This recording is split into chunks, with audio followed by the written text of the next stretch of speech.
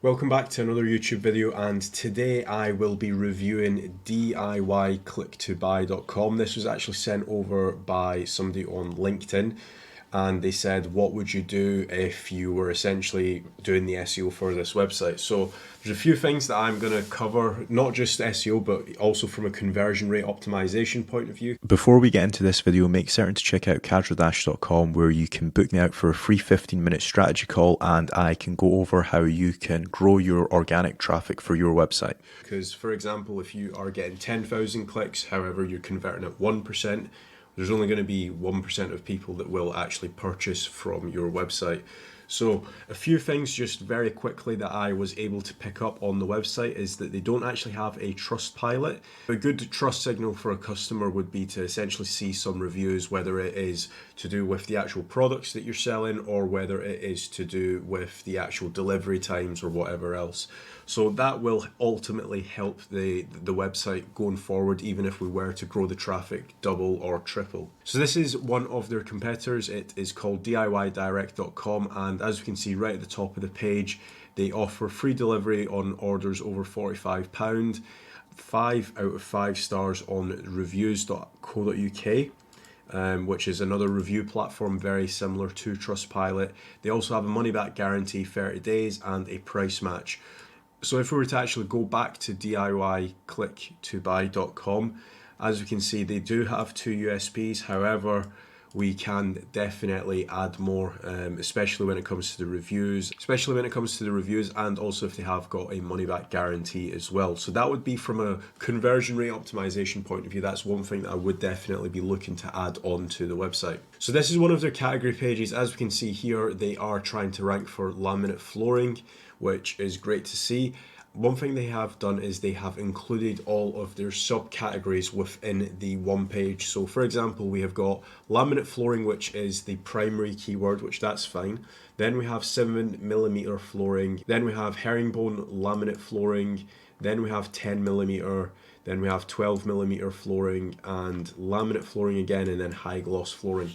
Now, one thing that I would be looking to do here is actually creating these as individual pages, because if we actually take a look at Ahrefs, as you can see here, by having them on one page and just going after laminate flooring, we're only going after 99,000 searches a month. However, we are missing out on a lot of other searches that we won't be getting. So for example, herringbone laminate flooring, this keyword is its own intent, so this needs its own dedicated page to be able to rank for it. So for example, if we take a look at all of the first page results, herringbone laminate flooring, they all have a dedicated page for it. Same goes with high gloss flooring as well. So if we take a look here, high gloss flooring, all of these have a dedicated page, and all they have listed on the category page is high gloss. And if we open up the high gloss flooring pages, as we can see here, all of these products are high gloss as well. So that is another thing to bear in mind, especially when you are building out an e-commerce brand. You don't want to just be playing hide and seek with your content. You want to essentially expand as much as you can and have as many different category pages and different products within those category pages. Now, if we take a look at 12mm flooring, again, that's very much the same. They all have a dedicated page for 12mm. They don't have it just on one page. And if we just check 8mm as well, so 8mm flooring, again, these are all dedicated pages, and we'll just check 10 as well. And as we can see here, 10mm, and all the pages have 10mm in the page title. So what I would be looking to do is this page here, it isn't terrible. However, it can definitely be improved by essentially having dedicated pages for 8mm, 7mm, high gloss, etc, etc. So another thing that we can also do with this website is go after the different colors as well. So I'm looking at some of these, and I know for a fact there would be people searching for it: light grey flooring, light brown flooring, dark brown flooring, blue flooring. So you've got all of these different variations, and again, I would be creating dedicated category pages and also categorizing all of my products within those categories as well. Now, one other way that you can also categorize the flooring is also where they would essentially apply the flooring. So if we take a look here at carpetright.co.uk, they have a brilliant article here.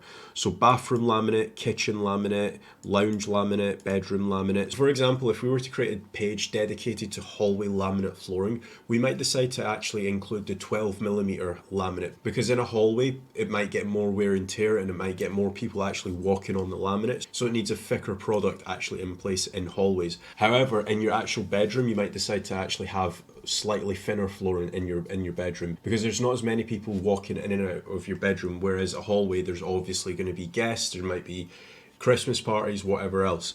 So there is obviously a lot of different avenues that you can go down, especially when it comes to categorizing these flooring, which this website is lacking at the minute.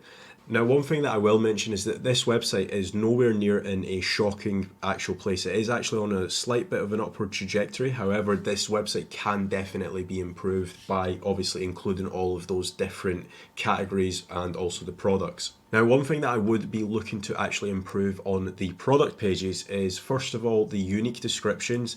And I know for an e-commerce website, the unique descriptions for every single product can be very, very boring task. However, it needs to be done. That's how Google essentially understands what this product is actually about. And that's when you ultimately rank for the most amount of keywords on product pages as well. Now, that being said, this product description can definitely be expanded, and I would also be looking to internal link to other relevant pages. So for example, this is obviously a light brown floor. However, there might be various different other light brown floors, or there might be other 7mm flooring that I could internal link to. So I would be internal linking to other very closely relevant products. Now, not only that, is if we actually take a look at this product here, as we can see, this product is sold out on their website. The good thing about internal linking through to other relevant products is the fact that if somebody was to land on this page, they would very quickly see, this product is actually sold out. I'm just going to bounce off and buy from your competitor.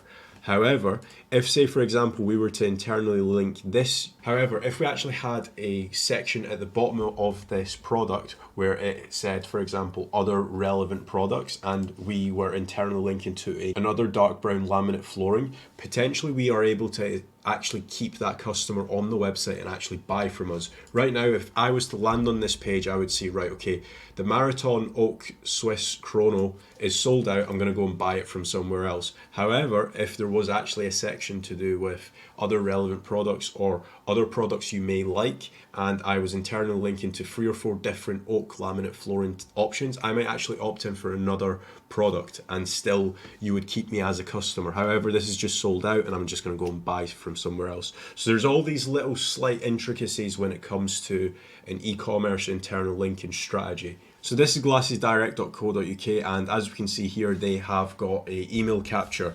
Now, an email capture when it comes to e-commerce is massive, because even prior to somebody purchasing on your website, you at least have their email, so you can essentially start sending out emails with different offers. You might have a Black Friday offer, or you might have a summer holiday offer. So you can essentially retarget some of those guys that have actually entered their emails, and you can essentially try and sell to them via email as well. So you're not just always naturally waiting for somebody to land on your website and then purchase.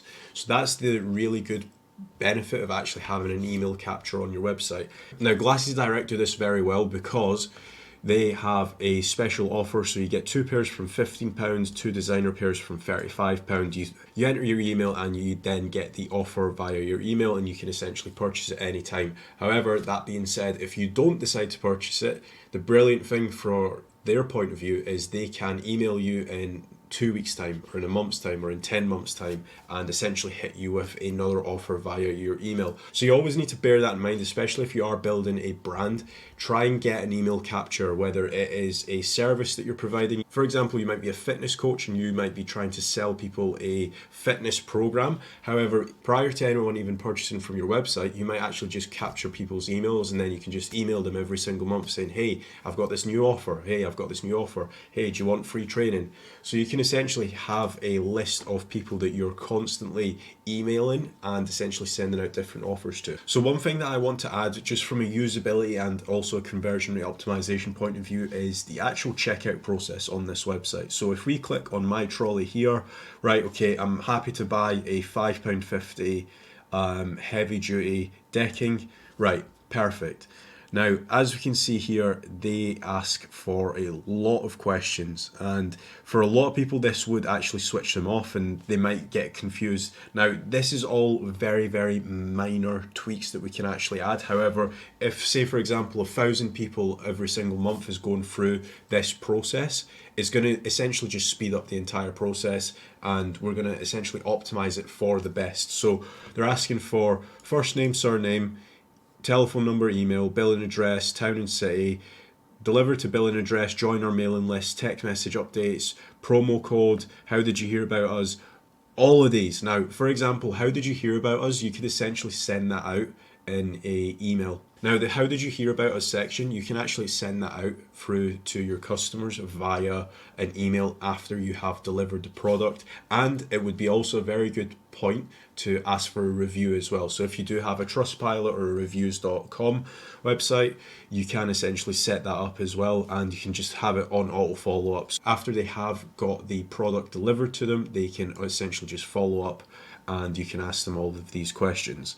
Now, join our mailing list. They are automatically going to join the mailing list after they have purchased. And then you've also got all of these questions. So this is sunglasses.com.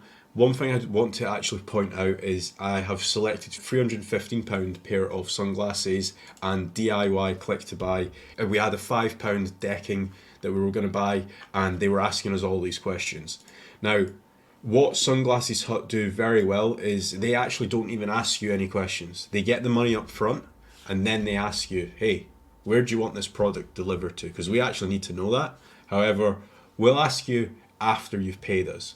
So from a conversion rate optimization point of view, these guys do it really well. They ask the really important questions first, which is the actual credit card details of the person purchasing, and then they'll ask you for the delivery, because they can essentially do that with their website. So from a checkout point of view, that's another thing that I would also be looking to upgrade on this website here as well. Also, one added feature that PayPal has at the minute is if somebody was to purchase through PayPal, you don't even ask them for their delivery address, it just automatically grabs it from their PayPal details, so you always have that added benefit as well. So that has been my e-commerce website review on DIY click to buy. If you guys do have any other questions, feel free to drop them down in the comment section below, and if you do want a free 15-minute growth strategy for your website, make sure to check out casualdash.com. The link is in the description. Thanks.